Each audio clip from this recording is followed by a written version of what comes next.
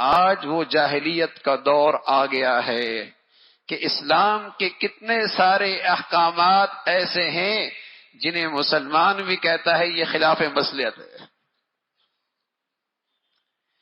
جنہیں مسلمان بھی کہتا ہے یہ خلاف مصلحت ہے۔ ہاں میرے عزیزو، اسلام کے کسی حکم کے بارے میں یہ کہہ دیا کہ یہ حکم اسلام کا مصلحت کے خلاف ہے تو وہ بھی ایسا ہی ہوگا جیسے شیطان ہو گیا۔ اس نے بھی وہی حرکت کی جو ابلیس نے کی، یہ بھی ایسا ہی مردود ہو جائے گا جیسے ابلیس مردود ہوا۔ یہ وہ دور ہے جس کے بارے میں رسول اللہ صلی اللہ علیہ وسلم نے فرمایا یصبح الرجل مؤمنا ویمسی کافرا، صبح ایمان والا شام کافر، شام ایمان والا صبح کافر، کہ اسلام کے احکامات کے بارے میں، نبی کی زندگی کے بارے میں یوں کہہ بیٹھے گا یہ خلاف مصلحت ہے، یہ میری عقل میں نہیں آتی، یہ خلاف عقل ہے، یہ خلاف عقل ہے۔ رسول اللہ صلی اللہ علیہ وسلم جس دور میں آئے اور ایمان کی، اسلام کی روشنی انسانیت کو دی، اپنی تعلیمات کی روشنی سے، قرآن کے نور سے جس سے انسانیت کو ہدایت ملی، جاہلیت کا وہ تاریک دور کیا تھا؟ اس جاہلیت کے تاریک دور میں چند نمایاں چیزیں تھیں، نمایاں چیزیں، ان میں ایک شرک تھا، ایک شرک تھا۔ اس میں نمایاں چیز کیا تھی جسے قرآن نے کہا ہے اندھیرے کا دور، جاہلیت کا دور، شرک تھا۔ اور اس دور کے اندر کتے سے بڑا پیار تھا، کتے سے بڑا پیار تھا۔ رسول اللہ صلی اللہ علیہ وسلم جب مدینہ منورہ تشریف لائے، آپ نے فرمایا کوئی کتا بھی نظر آئے اسے فوراً مار دو، اتنی نفرت بٹھائی۔ پھر ایک وقت ارشاد فرمایا جو کالا اور سیاہ رنگ کا ہے اسے مار دو۔ پھر ایک وقت آیا جب نفرت بیٹھ گئی، اب آپ نے فرمایا اب کتوں کو نہ مارو، ہاں جس برتن میں یہ منہ ڈال دے اسے 7 مرتبہ دھو لینا، 7 مرتبہ دھو لینا۔ یعنی اتنی نفرت بٹھا دی اس کتے کی۔ جاہلیت کے دور میں اس سے محبت تھی، اللہ کے نبی کا دین آیا، اس سے نفرت شروع ہو گئی۔ حضور علیہ الصلوۃ والسلام ایک انصاری کے گھر جایا کرتے تھے، قریب میں ایک اور انصاری کا گھر تھا۔ اس نے یا رسول اللہ آپ میرے گھر میں نہیں آتے؟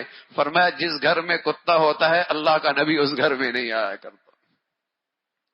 شرک تھا، کتے سے پیار تھا، تصویر، مجسمے، اس سے اپنے گھروں کو سجایا جاتا تھا۔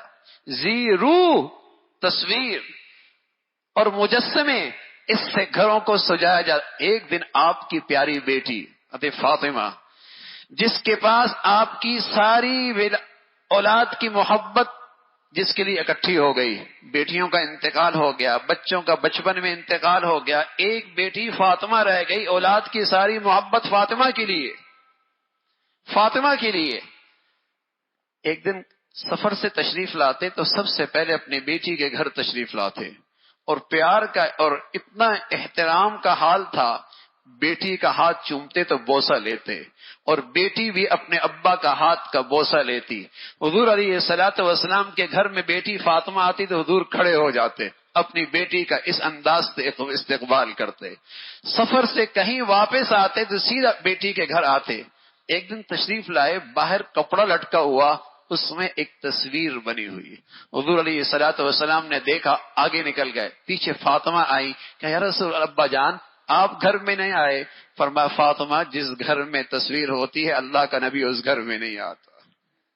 جاہلیت کا دور بتا رہا ہوں جس میں نمایاں علامات، وہاں شرک ہوا کرتا تھا، وہاں مجسمے اور تصویروں سے گھروں کو سجایا جاتا تھا، وہاں سود خور، سود کھایا جاتا تھا، سود کھایا جاتا تھا، وہاں بچیوں کو زندہ درگور کر دیا جاتا تھا، وہاں وَلَا تَبَرَّجْنَ تَبَرُّجَ الْجَاهِلِيَّةِ الْأُولَى، وہاں عورتیں باہر یوں نکلا کرتی تھی، سر پہ دوپٹہ ہوتا اور اس کے دونوں طرف پیچھے پشت پہ ڈال دیا کرتی تھی، سینہ کھول کے نکلا کرتی تھی۔ قرآن ہے، 22واں پارہ ہے، جاہلیت کی تصویر ہے جسے اللہ کے نبی نے اپنے نور سے منور کیا تھا اسلام کی روشنی سے. وہ تاریخ خیال تھے، اسلام نے مسلمانوں کو روشن خیال بنا دیا. وہ تاریخ خیال تھے جن کے ہاں جسم پہ لباس عیب تھا، دوپٹہ عیب تھا، حیا کی چادر عیب تھی. وہ تاریخ دور تھا، تاریخ خیالی کا زمانہ تھا. اللہ کے نبی تعلیمات لے کے آئے، مسلمانوں کو روشن خیال بنایا. تیری بیٹی حیا کی چادر اوڑھے، تیری بہنا حیا کی چادر اٹھے، تیری بیوی حیا کی چادر اوڑھے. رسول اللہ صلی اللہ علیہ وسلم نے حیا کی چادر دی. یہ روشن دور آیا رسول اللہ صلی اللہ علیہ وسلم کے زمانے سے. پھر کیا ہوا؟ اس زمانے میں عورت بے پردہ عریاں لباس کے ساتھ باہر نکلتی.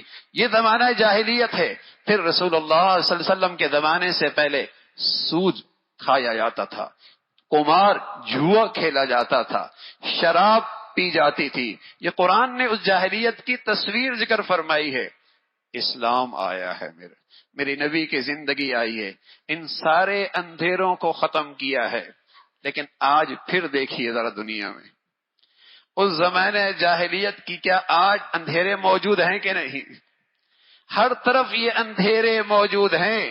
اور رسول اللہ صلی اللہ علیہ وسلم نے فرمایا یہ اندھیرے اس لحاظ سے خطرناک ہیں کہ یہ فتنے اس انداز سے خطرناک ہیں کہ ان کے الفاظ بدل جائیں گے، ان کے اصطلاحات بدل جائیں گے، انہیں خوبصورت انداز میں پیش کیا جائے گا اور نتیجہ یہ نکلے گا کہ مسلمان صبح کافر ہوگا، شام مسلمان ہوگا، شام مسلمان ہوگا، صبح کافر ہو جائے گا. ایمان یوں چلا جائے گا. وجہ کیا ہے؟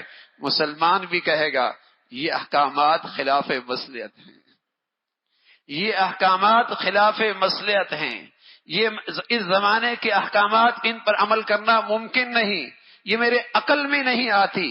یہ وہ دور ہے میرے عزیزو جس کے رسول اللہ صلی اللہ علیہ وسلم نے نشاندہی کی اور انسانیت کی کشتی پار لگی، انسانیت نے فلاح پائی، کامیابی ملی قرآن کے نور سے، رسول اللہ صلی اللہ علیہ وسلم کی تعلیمات سے.